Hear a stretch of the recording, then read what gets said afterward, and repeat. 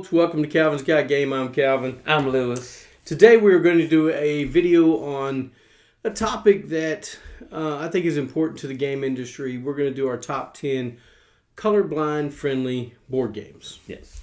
What we want to do is give some board games out there that people can play that have trouble with color blindness. I don't suffer from it, so I don't ever think about it when we're putting a board game to the table. But you have to be mindful of that when you're playing with a group you don't know. Yes. So I like how the board game industry is trying to do better at getting board games that are colorblind friendly. I know that people suffer from sometimes distinguishing between red and green, blue and purple, and sometimes yellow. So I hope that the industry gets better at bringing these games out to where they are more colorblind friendly. So we have 10 that we think are more colorblind friendly than most games out there.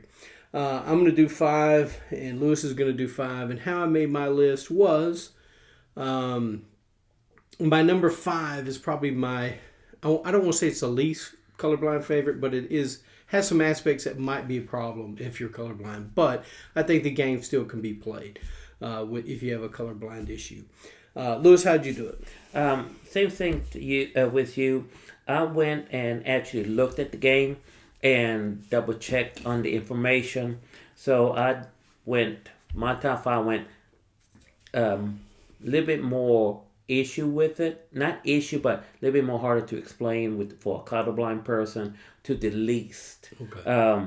Have to explain for a colorblind person, because I've dealt with people, not as much as other folks, but I've dealt with children that has colorblindness, that kids like to play simple games like Uno. And for a child that has colorblindness, that Uno game is terrible for them. Very hard to play. Yes. So I invested myself to really find games for them to know the joy of playing a board game. Sure. We want everybody in the hobby. We want everybody in the hobby that wants to play a game and that thinks the hobby's fun. We want it to be fun for them as well. Yes. And when you're having to constantly ask somebody, what color is that? What is that? They feel like it's a problem. Yes. Right? It's not. No, I don't mind it. I don't mind it at all. I don't mind telling somebody, hey, that's a blue. I have to do that with my 84-year-old mom. She's going to be 85 soon in the next few months. I have to do that with her. You know, we play Rook, a trick-taking game a lot, and the cards are red, green, yellow, and black. So the black she doesn't have a hard time understanding, but green, red, and yellow she has a hard time seeing because they're just, I don't know why, maybe she just can't see very well. So when we play a card, we announce it, 14 red, 14 green, 13 green, so that she knows what we're playing, and then whoever plays after that just announces the card they play. It makes it easier for them. You could do that with Uno as well. Yes. And so finding a way to accommodate folks who have an issue with color blindness, I think, will bring more people into the board gaming hobby if they have that issue, because some people may be embarrassed by it. It's nothing to be embarrassed about at all. You can't help that your eyes can't see those colors. It's just the way it is. But hopefully, like I said, board game industry will get better at making them. So, Lewis, you want to start us off? Oh, before we do that, hit that subscribe button. Guys, I need about 66 more subscribers. Hit that subscribe button. I really would appreciate it. Hit the bell for notifications. Hit the thumbs up so that it'll help us in the algorithm for YouTube. With all that being said, I'm going to let Lewis take us away with number 5. And on this video, I'm not going to explain how to play the game. I'm going to explain to you why I think the game would work for color blindness. Right.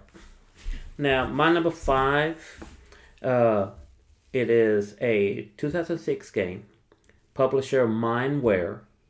It is called Quarkle. It's a shape and color game. Now, the shape is each square holds different shapes along with the color. So you're going, wait a minute, Lewis, it's helpful colorblind. Correct.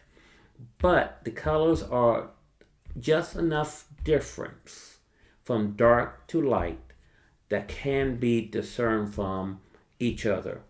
And the shapes are like a flower, a circle, a square, triangle, and it helps them to discern where to put them to score points because it's a matching game basically on there. So yes, the colors might be an issue, but depending on where they fall on the color blindness, but the shapes go with the colors. Okay. Yeah. So each color has all 5 shapes. Okay. Yeah, all 5 shapes. So if they were to put the flower out, they only need to find the other 4 of that shade, because sometimes I see gray, that shade of gray that matches that flower shade. Or they can put all the flowers together, depending on the shades, that score points. But so it is. I think I'm making it myself clear on this. So just for me, Yes. So all the colors, like there's a red, green, blue, yellow flower. Yeah. So Oh no. There's a blue flower. There's a purple flower. There's a yellow flower. There's a red flower. okay, so that's the colors. But all the flowers are going to be placed together Yes. so that they can score. So Yes. the color really doesn't matter. It's just for aesthetics of the game. Yes. So putting them out, if you understand the shapes, you can play the game. Yes. Now, okay, now I get it. Yes. Okay. So, And I've never played Quirkle, so I don't know. and also you can score shapes by colors, but doing shapes, that's half the battle right there. Okay. And so Quirkle is a good entry level game to help someone out that has color blindness there for me. Okay. And I don't know how many crossovers we're going to have on this one, Lewis. I think we might have one possibly, but I don't think we'll have many. I don't think we'll have more than that. All right. So my number 5 is a 2014 game. It's called Splendor. It's by Space Cowboys, 2 to 4 players, 30 minutes to play.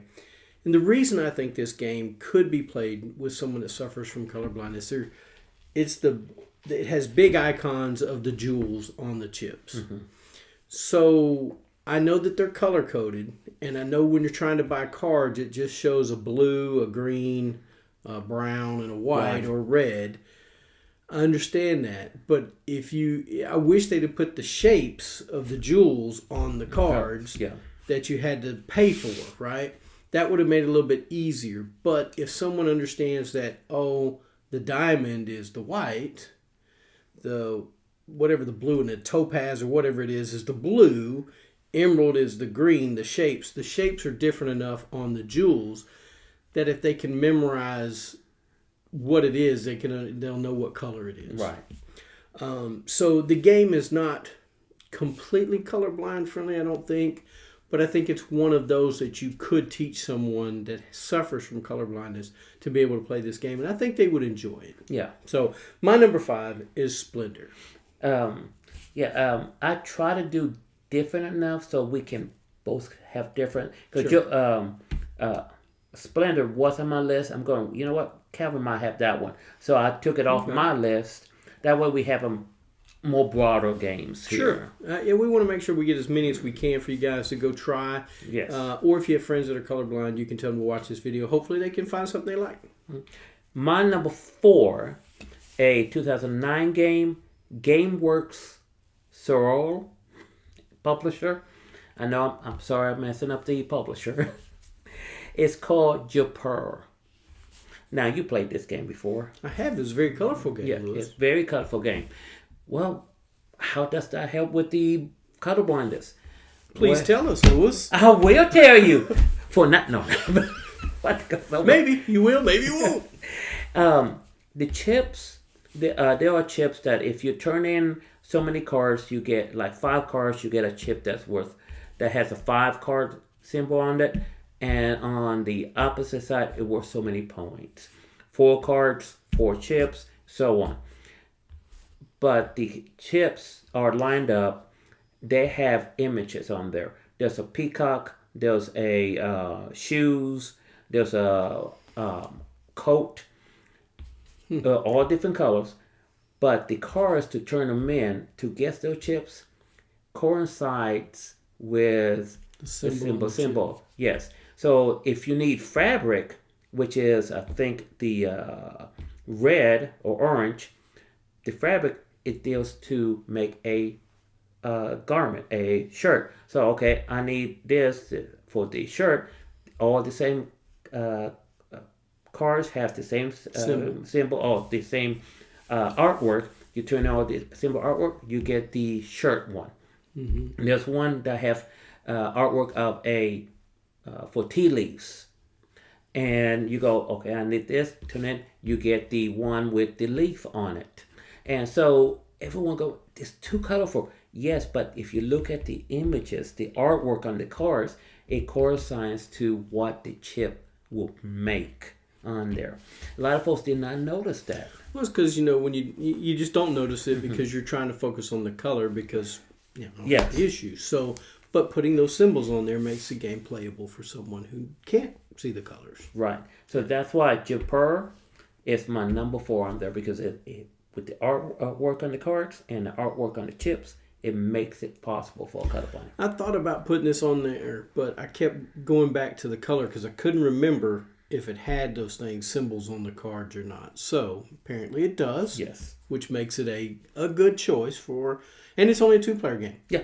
So 2 players can play it and have a great time at it. All right, my number 4 is a 2024 game by Office Dog. It's 1 to 4 players. Takes about 20 minutes to play. It's called Lord of the Rings, Fellowship of the Ring Trick-Taking Game. Now, it's a long name for a game. But the reason why I believe this, if you're a person who likes trick-taking game, they always have colors to the suits. Yes. But in this one, you have the hills, the mountains, the shadows, and there's something else. I can't remember what it's called.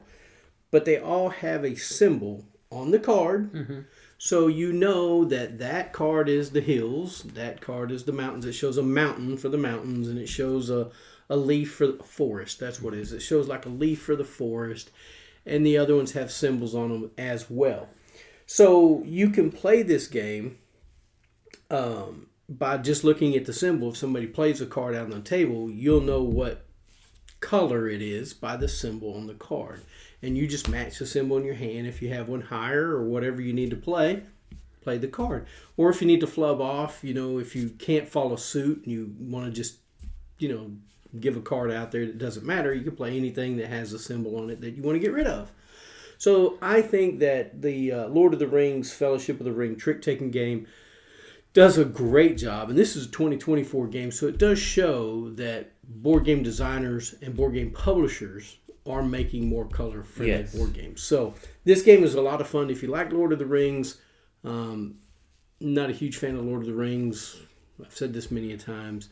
I've never really watched The Lord of the Rings, but I enjoy this style of game that this game is. It's a trick-taking game. I enjoy trick-taking games. And it's, if you've ever played The Crew, it kind of has that same aspect of The Crew. With having to catch certain things, or you have to catch only 1 trick or 2 tricks or no tricks. So it's a fun game. I enjoy it. All cards, like I said, have those symbols on them. So I think anybody that suffers from a color blindness could play this game. Yeah. Absolutely play it. No, actually, that was on my list, but you know what? I went with another game. That's a good choice there. My number 3, a 2021 game, publisher by Boombox. Boombox. I was Boombix. Yeah. Boom something. It is Glow. A game that I really like. My wife really likes it too. And Glow at first looks like it's not color friendly. It's just black and white. Correct. What better way of color friendly than Yes. just black and white? Yes. But it's the dice that folks get. There's so many dice of different colors. Yes. However, the dice on it has little shapes on it. It has symbols. Fire, water,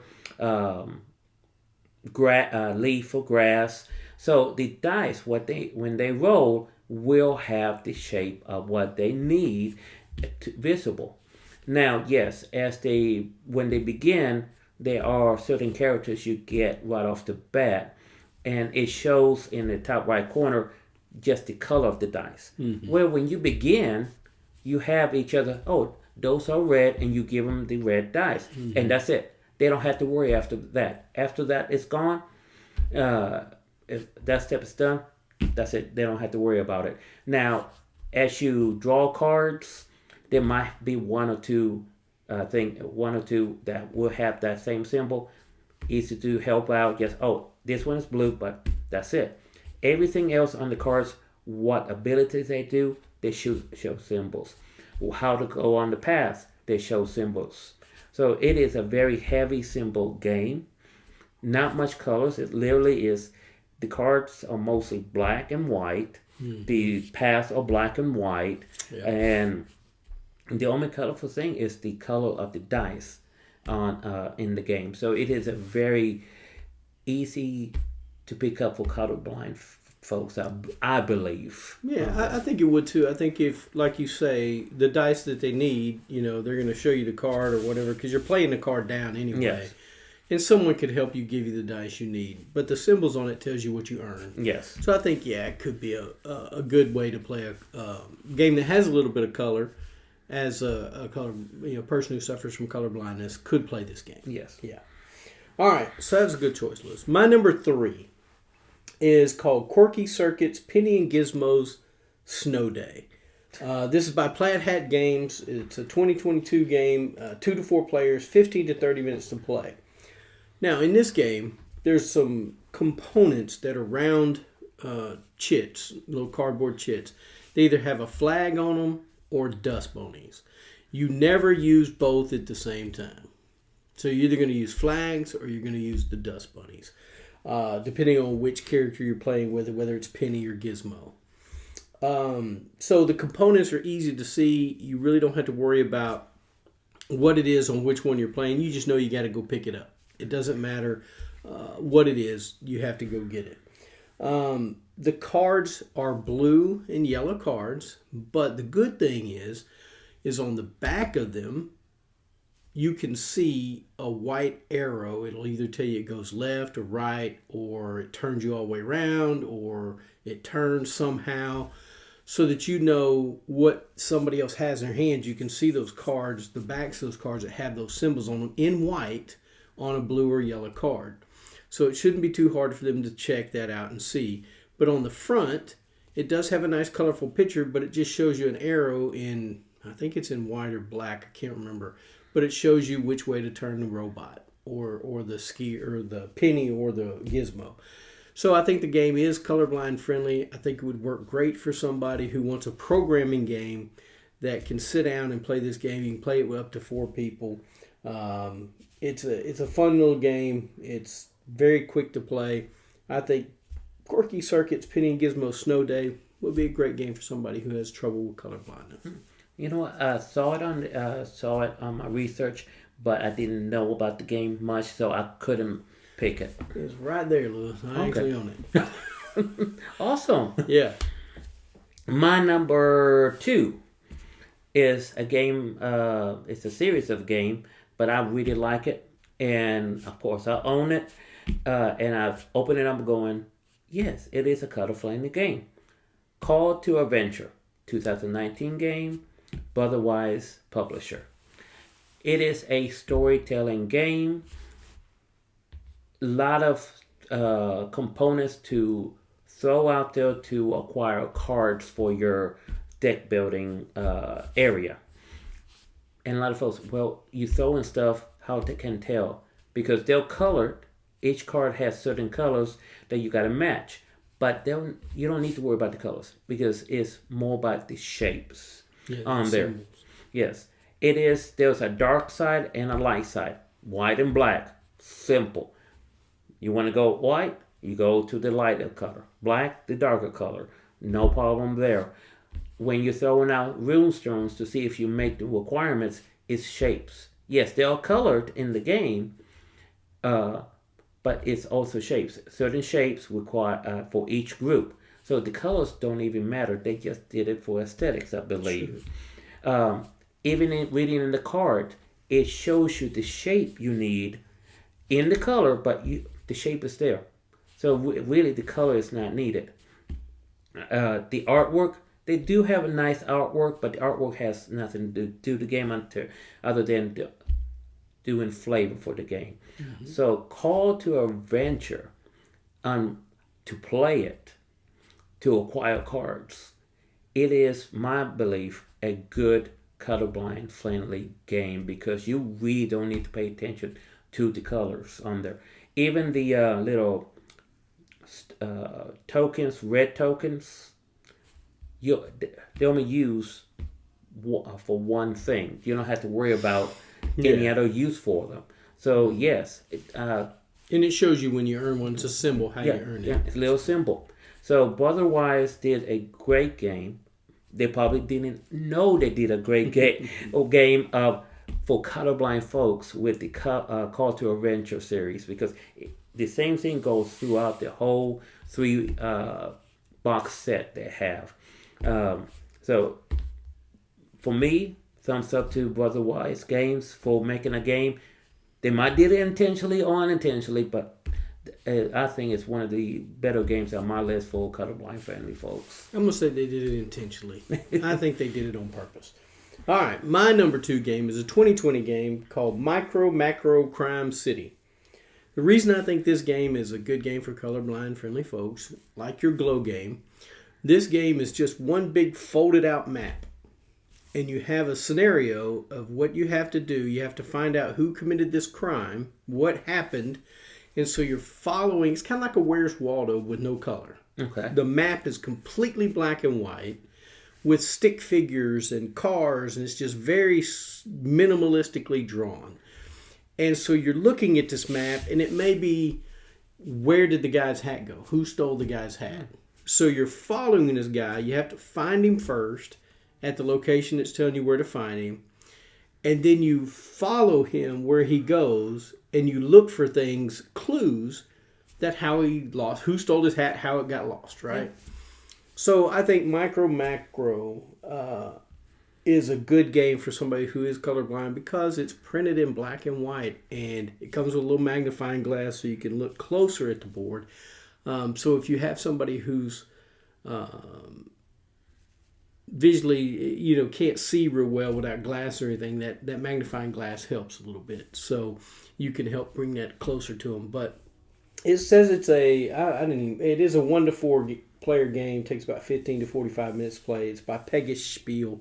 The game is, I like the game a lot. Has quite a few scenarios in the box. You're just looking at this black and white map and following the stuff that they're asking you to look for. It's a good game. It's definitely colorblind friendly. Mm-hmm. I've seen gameplay of that. It's a game that I would like to eventually play, but I have seen gameplay of that. Yeah. It's fun, but like I said, it's harder when you got more people because you only get one magnifying glass. So you're going to have your own magnifying glass. Somebody's got to bring magnifying glasses if everybody's going to play. If you're playing 4 people, then you got everybody's head over the map. It can be a little chaotic. So it's about a 1 to 2 player game. Okay. Headbutts. My number 1 is actually, you own this one. Hey. Yeah. I actually did really good, really researched a lot of the games, but I found this one on in my research. It is Above and Below. Really? Yes, Above Below, 2015 game, Red Raven Games publisher. Kevin going, really? How? I never really noticed it because, like I say, I don't have to worry about it, but it is nice to know that it is. Yes. It's colorful, it does dark for the caverns. It's very colorful for the above. Mm-hmm. Above, colorful, blue, greens, all that. Down, dark, gloomy. It's kind of orange and black. Black, yeah. Well, if on the cards you have to play, there's little dices on there. So you don't have to worry about the color of the dice. Right, it's just plain old white dice. Black pips. Yeah. And it has little symbols for each color shaped out what you need, what they can do on there to build, to explore, and so on. Mm-hmm. The resources are colorful, but they're all different shapes of what you need. Even the cards, what's required for each one, it has the symbol of the resources. So yes, it's colorful, but everything is shaped on the cards of what you need. So if you need fish, oh, I need fish, there's the fish. It's shape of a fish. If you need a pot, there's shape of a pot. Beds are all the same thing. So it really, above and below, I really looked at it closely. I looked at the components closely. I think it is completely, my opinion, color blind friendly. I know, board game that little bit to explain, very little to explain, and just go and play. So above and below is I'll give it 2 thumbs up on here for colorblind friendly board game. Now there is some reading this game, so if you don't like to read in the above and below, it might be that. But it's in black and white. It's not in color or anything, so it would be easy to do. But if you have somebody who's like my 84-year-old mom who has trouble reading things without her reading glasses, where are my glasses? Then that might be a problem. But I think Above and Below is a great game. I love it a lot. All right, my number 1 game is a 2019 game called Ringmaster Welcome to the Big Top. This is by Stone Blade Entertainment, 2 to 4 players, takes about 5 to 15 minutes to play. This is a quick card game. The cards are big tarot-sized cards. It comes with a nice velvet bag that you can put the cards in and just travel along with it. You don't have to use the box. But the good thing about this game, the cards are all colorful. They all have like red, green, blue. There's another color I can't remember. But the thing is, all your events are blue cards. But the thing is it says event on the card. So you don't have to worry about the color. It tells you it's an event. And all you have to do is read the card. It tells you exactly what to do. So every card says attraction, event, sideshow, or a star. A star means somebody who's like the juggler or a tightrope walker or somebody like that. Those are stars in your circus. So they tell you on the card what they are, even though they're different colored. Doesn't matter. You read what it says you could do with the card. Put it out in your circus and play it. If it's an event, it goes to discard pile. But it's really good. And the good thing about this game is the cards tell you how to win. So if you got the cards, because the rules even say the game will tell you how to win the game. The cards will tell you to win. And I'm like, okay. When I first played, I was like, this is odd. But as I started looking at the cards, they say you got to have 3 three ring circuses in your tableau to win. So that's all you have to have. And they say attraction, and it says 3 ring circuits. They're green cards, but it spells out everything on the card. So this is a fun, fast, family-friendly game. Boy, I'm putting a lot. Fun, fast, family-friendly game. Wow, it's a lot of F's there. But I think this game could be enjoyed by most anyone if you can read. What I'm saying is you can read as maybe an 8th grader, 6th grader, somebody who can read well, can play this game. Smaller kids that don't read well couldn't play the game. But those that can have a great reading comprehension can play this game, not a problem. And the font on the cards are big enough that most people can see. I can even read them without my reading glasses, which is a big deal for me. So, Ringmaster, Welcome to the Big Top is my number 1. Good choice. I never heard of it, so that's... Well, I just rediscovered it the other night. I dug it out of this mess in here. And I was like, hey, I hadn't played this in a long time. Of course, I'm trying to hit that 365 different games this year. So I said, I'm going to play it. That'll be one of my 365 games that's different this year. So I've been doing that. But it is such a fun little game. My wife gets frustrated because I win. It is a take that game. If you don't like games that are take that, don't play this game because you can get frustrated. But it's a lot of fun. So that's our list, folks. What do you think is a great colorblind friendly game? Because we'd like to know, because we do have people that we play with. Lewis has some kids he knows that he's trying to get probably into board gaming. Group he wants to talk to them about board games. What are some of the games you think are colorblind friendly that you would suggest? What did you think of our list? Let us know in the comments. We'd love to hear it, wouldn't we, Lewis? Yes, and if you don't know and need a suggestion, we can help you out there. Or if you have a question, is this game colorblind friendly? Yeah, is this colorblind? Because I know Calvin has never mentioned it in all these videos we've done, but I'm dyslexic. So I see stuff backwards. So Calvin being nice, patient with me, explaining some of these games. But yes, but being someone with a issue, I branch out and see what else could be benefit. Can I help with somebody that has other issues with colorblindness? When you read stuff backwards, numbers, right. Or somebody who doesn't even like to read. If you play a board game, there's people out there that don't like to read out loud in front of people, right? So when we play a board game with folks when I play a board game with folks like that, I say, man, I'll read it. It's not a big deal. Or I try to play games that don't have that aspect in the game when I play games with them, because I know that they're not big on reading in front of people. Not that they can't read, it's just they don't like reading in front of people. Maybe they don't like the sound of their own voice. I don't know.